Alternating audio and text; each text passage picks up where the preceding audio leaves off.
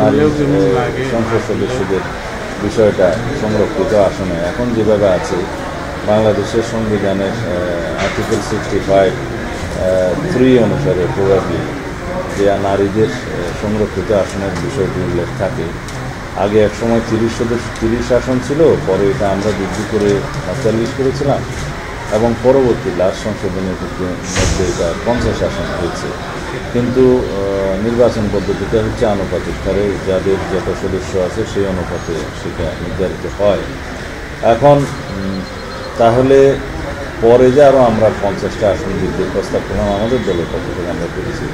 প্রায় সব দলের এটা একই রকম প্রস্তাব ছিল, কিছু কিছু দল বাদে, এবং কিছু কিছু দল এমনও প্রস্তাব করেছে যে 100 তারা মানে যদি প্রপোর্শনেট হয়। কিন্তু অধিকাংশ দল এটা প্রস্তাব করেছে যে নারীদের আসন 50 থেকে 100-তে উন্নীত হলে ভালো হয়। তো সেই জায়গাতেই এখন ঐক্য কমিশন প্রস্তাবটা আছে। তবে সেটা নির্বাচন পদ্ধতি কী হবে এই বিষয়ে কোনো ঐক্য এখনও হয়নি, সেটা পরবর্তীতে আরও আলোচনার জন্য রেখে দেওয়া হয়েছে।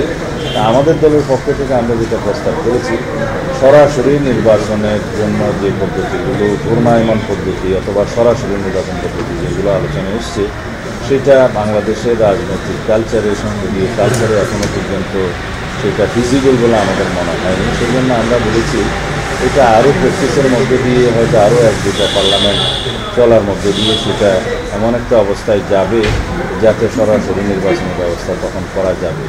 ফর নাও আমরা মনে করি যে আর্টিকেল 20 এই যে সাবসেকশন 4 মতে একটা প্রভিশন আছে যে নারীদের জন্য শিশুদের জন্য রাষ্ট্র যদি কোনো বিশেষ বিধান প্রচলন করতে চায়, প্রবর্তন করতে চায়, সেই বিষয়ে সংবিধান কোনো বাধা এই ধারার কোনো বাধা নেই, জানা সেটা করা যাবে।